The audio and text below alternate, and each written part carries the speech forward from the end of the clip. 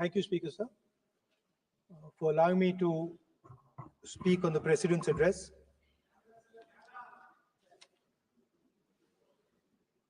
Camera. Thank you. Double thank you, sir.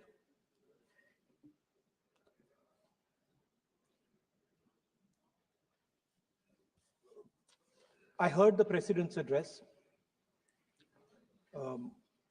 I sat there with Kharge ji and I listened to it. And I must say, I struggled through the President's address to maintain my attention on what was being said, because I had heard pretty much the same President's address the last time and the time before that and the time before that. And it was the same laundry list of things that the government has done. We have done this, we have done this, we have done this, 50 or 100 things that the government has done. And so while I was sitting there, I was thinking, okay, I am being critical about what is being said. And I am saying that this is not the type of President's address that should be delivered. Well, the question came to my mind, what type of address would an India Gathbandhan government deliver? How would that address be different than the address we heard? Because it's no point me saying that it is a laundry list and then not providing an alternative idea. And so today I would like to lay out some dimensions of what an alternative address would look like, what the India Gathbandhan would probably focus on, and where we would lay emphasis. The future of this country is going to be decided by the young men and women of this country, the youth of this country. So I think anything we say has to be addressed to them, has to be spoken to them. The first thing in front of us, and this is something I'm sure the Prime Minister would accept, and pretty much everybody in this room will accept, is that even though we have grown fast, we are growing slightly slower now, but we are still growing. A universal problem that we have faced is that we have not been able to tackle the problem of unemployment. No, neither the UPA government nor today's NDA government has given a clear-cut answer to the youth of India about employment. I don't think anybody in this room will disagree with me. I'll give a little statistic for the Prime Minister. The Prime Minister, something I would agree with directionally. The Prime Minister proposed the Make in India program. I think a good idea. We saw the statues, we saw the functions, we saw the so-called investment, and the result is right in front of me. Manufacturing fell from 15.3% of GDP in 2014 to 12.6% of GDP today.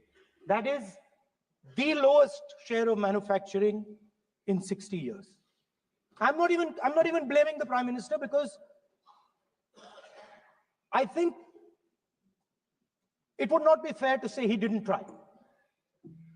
I could say that the Prime Minister tried, and I think conceptually Make in India was a good idea, but it's pretty clear that he failed, because manufacturing went from 15.3% of GDP to 12.6%.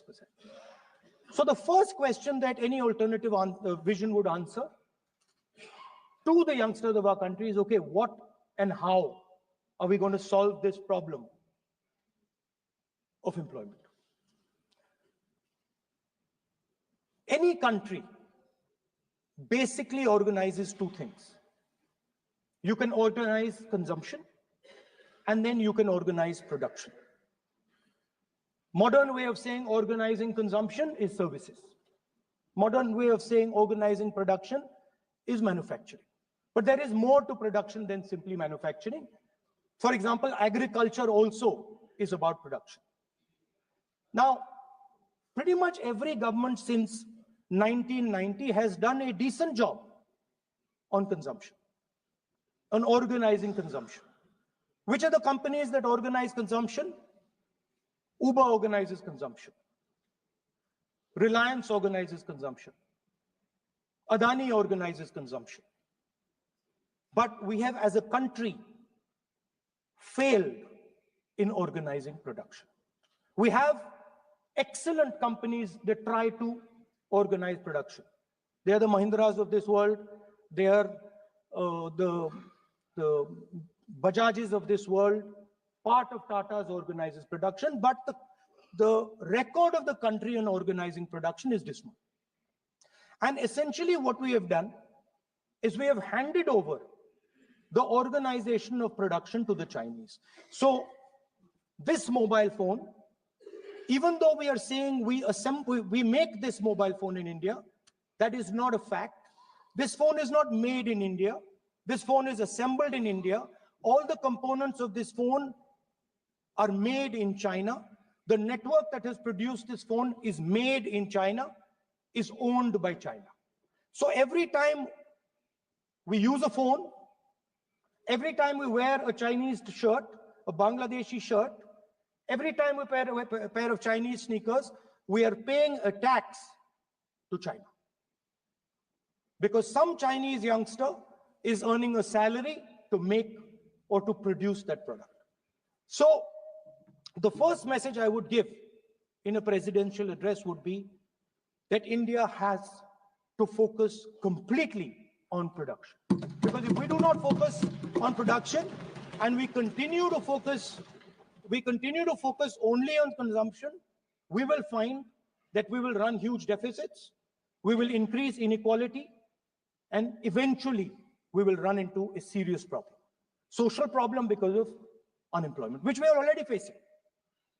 If you look at the numbers of the amount of people who are in jail, if you look at the numbers that are spent on internal security, if you look at the numbers spent on our police forces, they all spiral. They're all rising. And everybody understands that social tension is on the rise in India. So now the next question comes, okay, so where is this employment going to come from? What is India going to produce? And for that, I'd like to tell all the youngsters of this country that there is a revolution taking place, an exciting revolution. The world is transforming completely. And the change that is taking place, at the heart of the change that is taking place, we are moving from the world of the internal combustion engine to the world of the electric motor. We are moving from petrol to batteries. We are moving wind, solar, potentially nuclear energy. So our entire way of moving is changing. And this is going to change every single thing. It is going to change warfare. It is going to change medical treatment. It is going to change education. It is going to change how we eat. It is going to change every single thing. Now, the last time there was a revolution called the computer revolution, the government of India had a clear focus. We looked at that revolution. It was the Congress government. We looked at the revolution and we decided clearly that we are going to focus on the development of software. And we rode the wave of that revolution. And today you can see the result. I remember people laughing. I remember people laughing when the computer was being talked about. You mentioned Mr. Vajpayee. I respect Mr. Vajpayee, but Mr. Vajpayee gave a speech saying that computers are of no consequence to India. So what is important when there is a revolution? What is important is that you understand what are the drivers of that revolution and where exactly do you need to focus, where exactly do you need to sit in that revolution. I said that this revolution is going to change everything. And I want the youngsters in this country to think about it. There is a war going on in Ukraine. The war in Ukraine is actually a war between the internal combustion engine and the motor, the electric motor. The electric motor is inside the drone, the engine is inside the tank. And if you look at what is going on in Ukraine, the tanks are dying by the thousands. And small little drones with electric motors, small batteries, not much bigger than that, are destroying the entire tank artillery infrastructure of both Ukraine and Russia. So the drone is the electric motor. The drone is the battery. The drone also needs to see. So the drone is a camera. In the same way, electric cars, the electric car is a motor. The electric car is batteries. The electric car is cameras. Robots are exactly the same thing. Robots are electric motors, multiple electric motors with cameras, with batteries. And this is what the revolution is going to look like. So there are basically 4 technologies that are driving this entire change in mobility. Electric motors, batteries, optics, and then on top of that, you can apply AI. Now I want to tell the youngsters of this country, people talk about AI.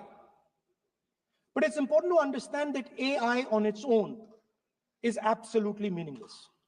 Because AI operates on top of data. Without data, AI means nothing. And if we look at data today, there is one thing which is very clear.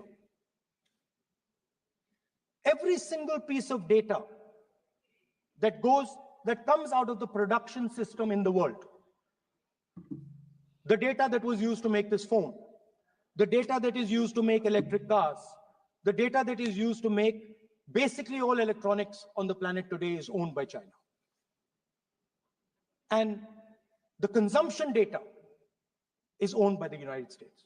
In China, the consumption data is owned by China, but in India, companies like Google, companies like Facebook, companies like Instagram, X, they own our consumption data. So if India wants to talk about AI, it has to first answer the question, what data is going to power that AI? And the answer today is India does not have that data. Neither does India have production data, neither does India have consumption data. We have handed our consumption data to the big American companies, and the production data we don't have anyway. So what would that vision look like? The first thing, we would start getting youngsters excited about this revolution. We would start to introduce the idea of a completely new way of moving, a complete revolution in how things move. We would start teaching our children in schools about batteries, about electric motors, about how these things combine, about how drones, robots, electric cars are structured, how they will work together. And most important, we have to start building a production network so that we can get access to production data. Now, what would we focus on? We would not give you a laundry list. China has at least a 10-year lead on India in this space. China has been working on batteries, robots, motors, optics for the last 10 years, and we are behind. So what would our president's address say to the youngsters? We will choose critical areas in each one of these technologies, and we will start to build capabilities in those areas. The second thing we would do, we would ensure that our banking system is not captured by 2 or 3 companies that basically do not allow you to build a production system. But our banking system is open, is dynamic, and is accessible to small and medium businesses and to millions and millions of entrepreneurs who want to take part in this revolution. Our foreign policy would take into account this revolution. When we talk to the United States, we would not send our foreign minister to invite our prime minister to his coronation. We would not send him 3 or 4 times, please invite our prime minister. Because if we had a production system and if we were working on these technologies, the American president would come here and invite the prime minister. So it is important to understand where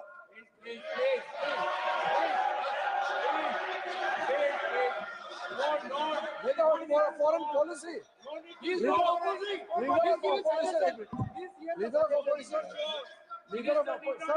Leader of opposition cannot make such serious unsubstantiated statement. This is related to the relation between two countries, and he is making a unverified statement about invitation of the Prime Minister of our country. Is matter of our dignity. How can you make such kind of statement? He is leader of opposition, sir. He should be responsible in making such statement. Sir, LOP is giving us very positive suggestions. Why they are worried, sir? For the country, he is giving. Leader of opposition has the information from any official source. He must inform the House.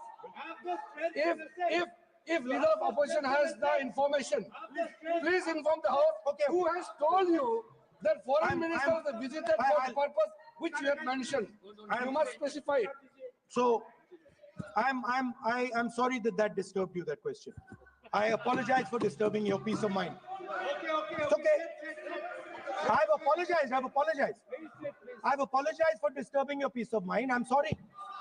To apologize for lying to the House. ऐसा नहीं होता है. तो serious होना चाहिए leader of opposition को. कम से कम देश के मामले में तो एक हो. देश के मामले में तो एक वॉइस से बोलना चाहिए. ये गलत बात है. ये ठीक नहीं है. लीडर ऑफ अपोजिशन को इस तरह का बयानबाजी नहीं करना चाहिए. ये गंभीर विषय पर चर्चा चल रही है. इसका गौरव विषय है. So we would start by telling our young men and women that they have to be at the forefront of this revolution. We cannot afford that the Chinese are at the forefront of this revolution. Number one. Number two, we would ensure that the absolute best experts on these technologies would talk to our students, would talk to our youngsters, and guide them on what a future, on what these future technologies are going to do. We would make them partners in this revolution. Now, we talk about defense. And today, we have the Chinese. And the Prime Minister has denied it. And the army has contradicted the Prime Minister. It's true. The Prime Minister has denied it. The Prime Minister has denied it. And the army has disagreed with the Prime Minister that China is sitting on 4,000 square kilometers of our land, of our territory.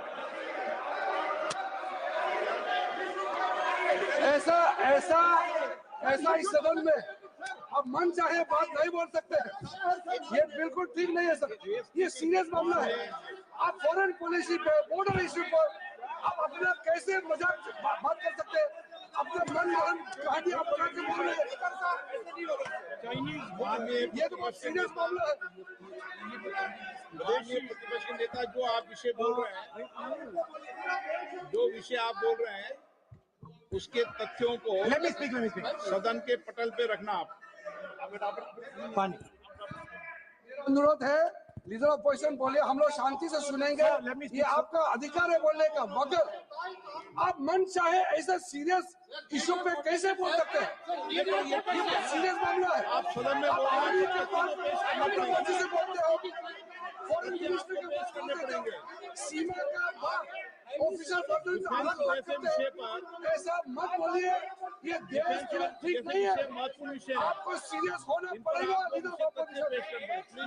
ये गंभीर मामले को आप ऐसा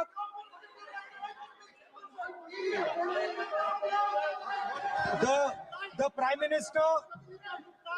Prime Minister has denied that Chinese forces are inside our territory, but for some reason, our army keeps talking to the Chinese about their entry into our territory, and our Chief of Army Staff has said that the Chinese are inside our territory. This is a fact. This is not invention, this is a fact. Now, but the reason China is inside our territory is important. Because people think that wars are fought between armies and their weapons. But the fact of the matter is that wars are fought by industrial systems. The fact of the matter is that China has an industrial system that is far stronger, far bigger than our industrial system. And that is why they have the guts to come inside this country. The reason China is sitting inside this country is because Make in India has failed. The reason China is sitting inside this country is because India is refusing to produce. And I'm worried that India is going to give up this revolution to the Chinese once again.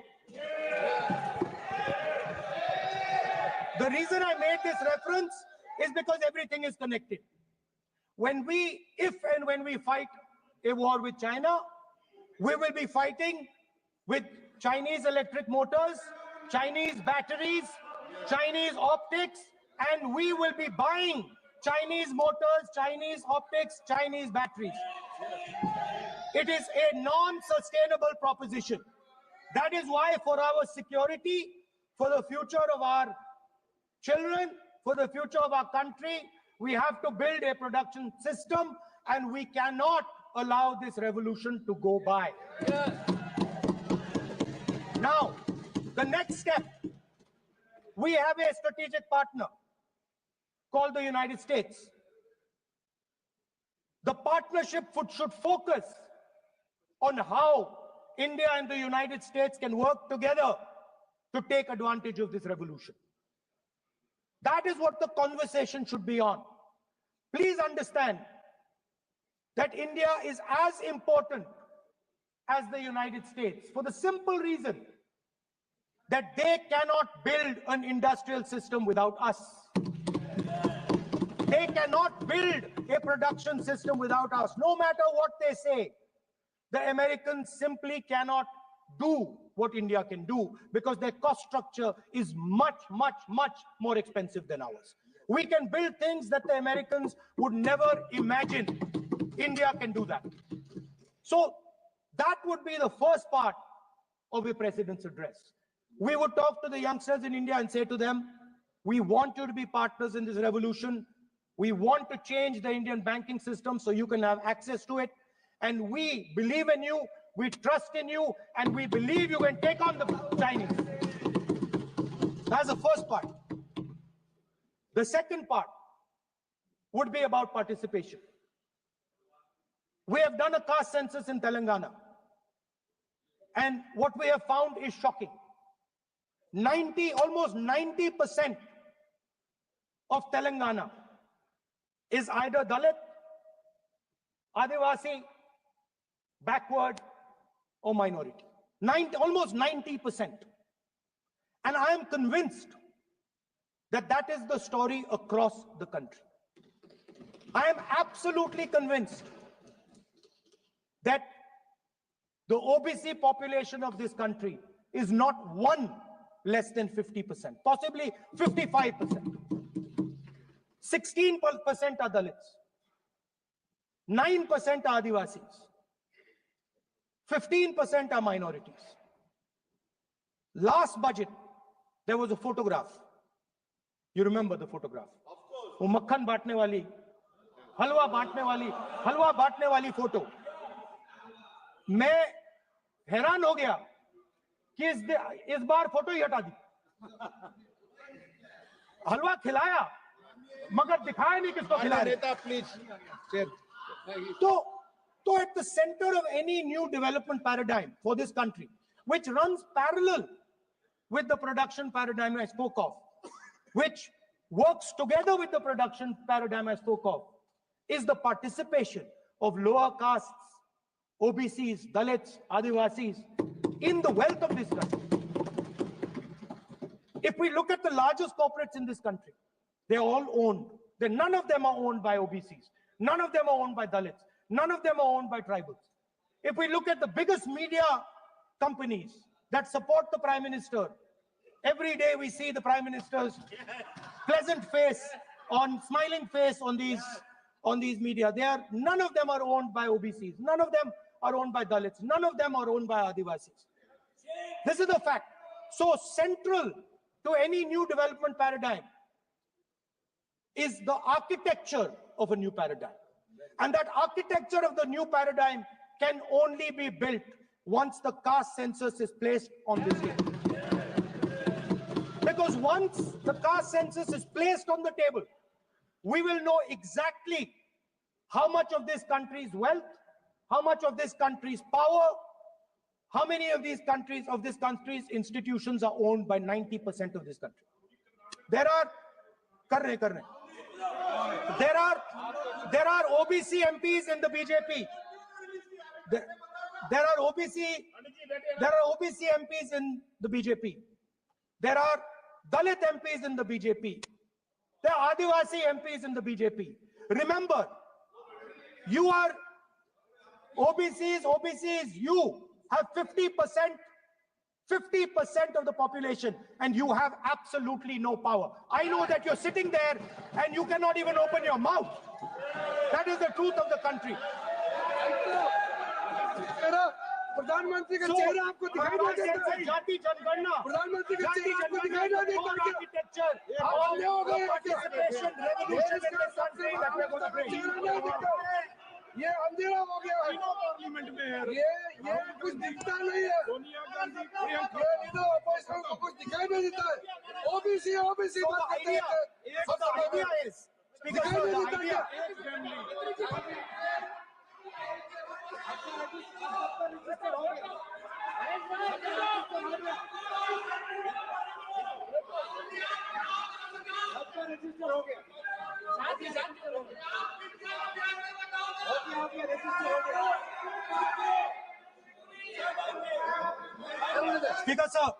Speaker sir, so the idea is, on one side, allow India and the Indian youngsters to participate in the coming mobility revolution.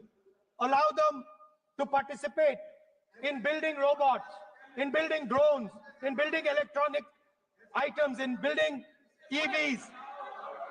And on the other side, running parallel.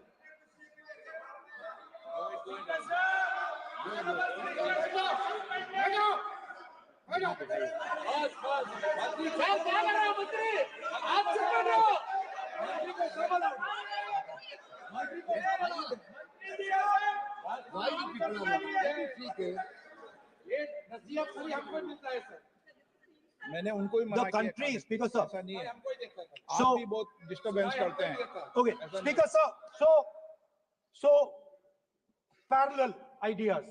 One idea, participate in the mobility revolution. Whether you're thinking of economy, weapons, production, healthcare, India should participate in this revolution. India should become the master of the electric motor, master of the battery, master of optics, and master of AI applied on top of that production system. Now imagine the power of AI when we apply it to the caste census. You imagine what we will do with AI and what we will do with the social revolution in this country when we start to apply AI on the data that we get from the caste census. So we are going to run a parallel track. On one side, participation, revolutionizing the participation of Dalits, OBCs, Adivasis in the ruling of this country, in the institutions of this country, in distribution of wealth of this country. And on the other side, parallel track, challenge the Chinese and participate in the revolution and defeat the Chinese in electric motors, batteries, solar panels, and wind. So that is the first two parts of any presidential election address that any India Gathbandhan leader would give you. The final, of course, we go back to the Constitution. This, our favorite, just like the production system is a weapon, just like Jati Jangarna is a weapon of transformation, this is what the entire architecture is built on. I remember before the elections, all of you were saying 400 par, and you were saying you would change this. And then I was glad to see that the Prime Minister walked in and then was forced to bow his head in front of the Constitution. It was a moment of pride for all Congress people that we had explained to the Prime Minister and to the whole country that no force will dare touch this. I know that the RSS has never accepted this.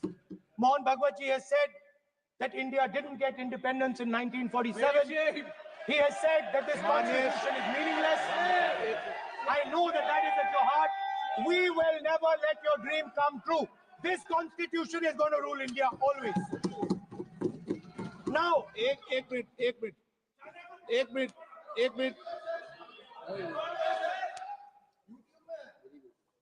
आप प्रतिपक्ष के नेता हैं, मेरा आपसे आग्रह है कि जो विषय आप रखें वह तथ्यों के आधार पर रखें, उचित होगा। मैंने आपको पहले भी कहा, और जो सदन के सदस्य नहीं है उनकी चर्चा न करें।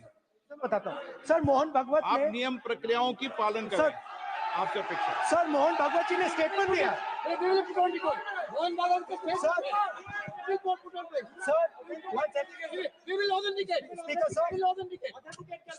sir, Mohan Bhagwat ji made a statement saying that India did not receive independence in 1947. It received independence when the Ram Mandir was inaugurated. We will place that on the table.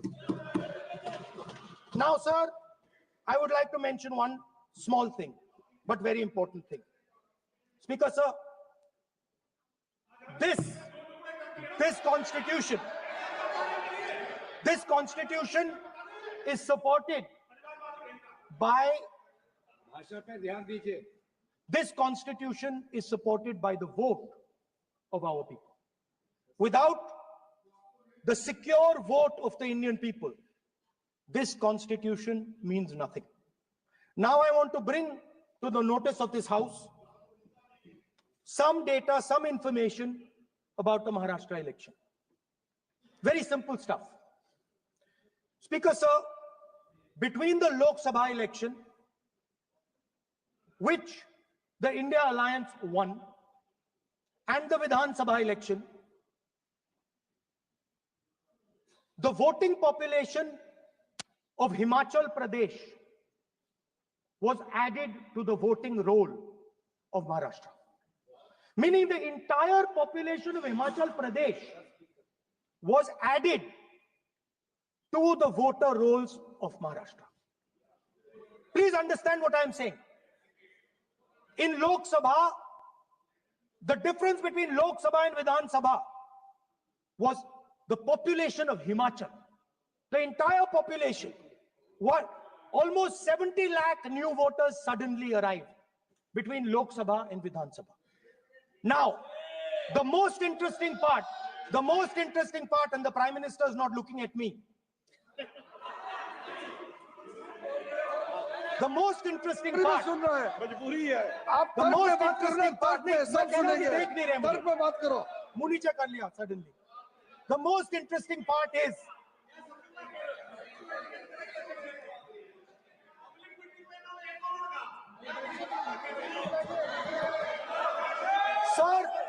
Maharashtra में more voters were added in 5 months in Maharashtra than were added in 5 years in Maharashtra.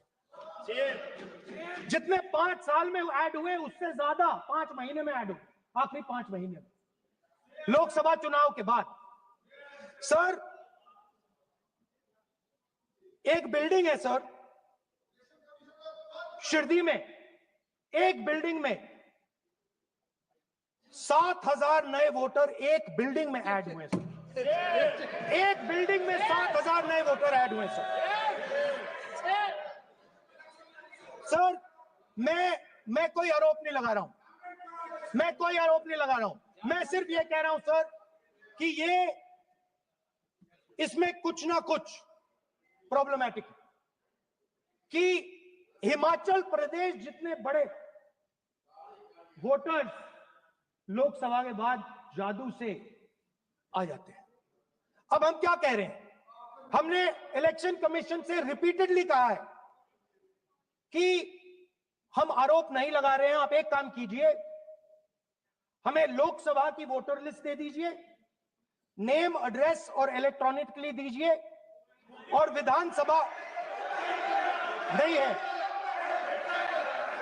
नहीं sir, नहीं नहीं नहीं नहीं नहीं नहीं speaker sir वो सब वेबसाइट पे रहती है, सब जानते हैं, कभी भी कोई निकाल सकता है। स्पीकर सर, मैं समझा देता हूं सर। स्पीकर सर, वो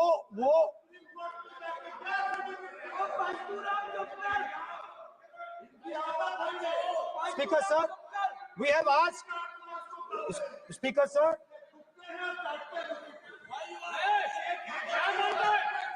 Speaker sir, we are asking this question. We are asking this. Speaker sir, population of Himachal Pradesh. Please. Population of Himachal Pradesh has voted. Extra has voted in Maharashtra. We are saying to the Election Commission, please give us the names and addresses and polling booths of all the workers in the Lok Sabha and all the workers in the Vidhan Sabha, so we can calculate who these new workers are, who these new voters are. Interestingly, the new voters are mostly in the constituencies that the BJP has swept. Please understand, the new voters have been added mostly in the constituencies where BJP has swept. I am still not making an allegation. I am saying on the floor of the House that the Election Commission has to give the data of the Maharashtra elections to the Congress Party, to the Shiv Sena, and to the NCP, so that we can see exactly where these voters have been added, who has been subtracted, who has been added, where they have been added. This is not a irresponsible request. This is a very simple request for them to fulfill. The reason I am saying this, sir, is because the rules have been changed. This is not just said in isolation. Speaker, sir, the election commissioner used to be chosen by the Prime Minister, Leader of Opposition, and the Chief Justice. Sir, the Chief Justice was removed from that committee. Why? Why? This is the question, sir. This is the question to the Prime Minister. Why was the Chief Justice removed from the committee? Now, in a few days, I'm going to go to the meeting. I'm going to go to the meeting. There's going to be Mr. Amit Shah and Mr. Modi ji, and there's going to be me. 2 to 1. Why am I even going to the meeting? What is the purpose of me going to the meeting? I'm only going to the meeting to certify what Modi ji and Amit Shah ji are going to say, right? Whereas if the Chief Justice was there could be a discussion. Chief Justice and Leader of Opposition could say, no, we don't agree. So there seems to be a calculated strategy. Now, just prior to the Lok Sabha, the election commissioner was changed and 2 new election commissioners were placed. Yes. We know that the election dates were changed. Yes. We know that the elections were postponed. These are facts. These are not things I am inventing. So, in order to safeguard this constitution, the entire opposition requests the data for the Maharashtra election. We request the data and the electoral voter list for for Lok Sabha and the corresponding list for Vidhan Sabha. And I am very confident that the Election Commission will not give us this information.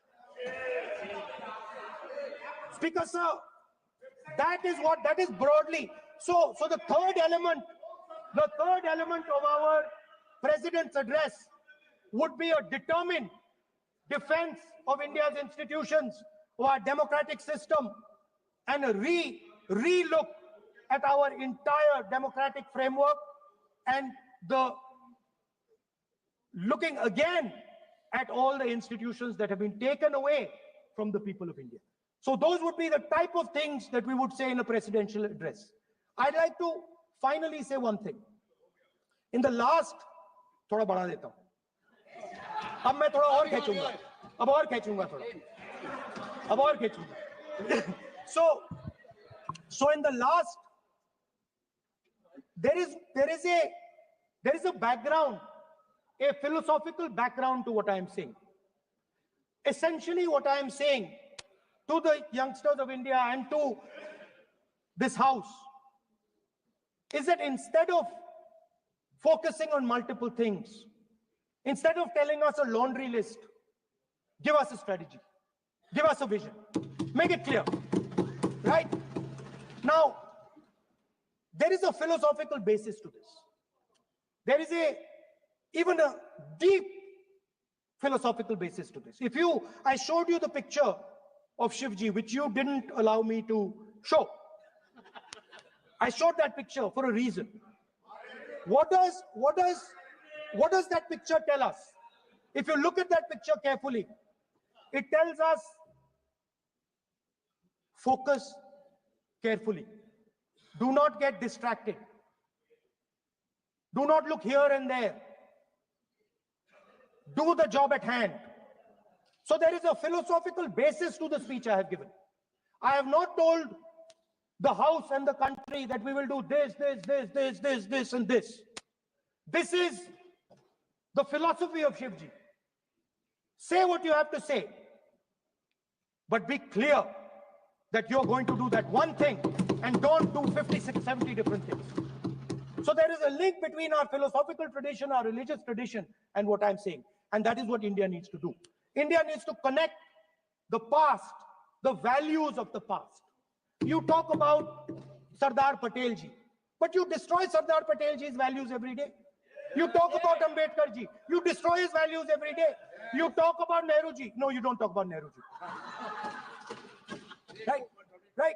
You bow in front of Buddha. You destroy what he says. So the point is, you have to be truthful to what you are, right? And it is important that when you are giving a way forward to the nation, there is clarity of purpose.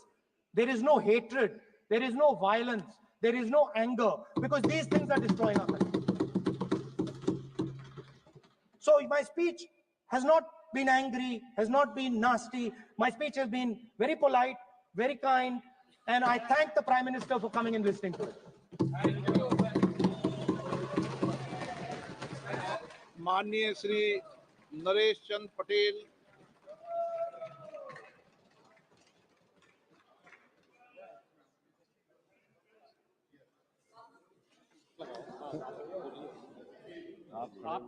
माननीय सभापति महोदय, अध्यक्ष जी, जाने वालों कोई नहीं रोक पाएगा।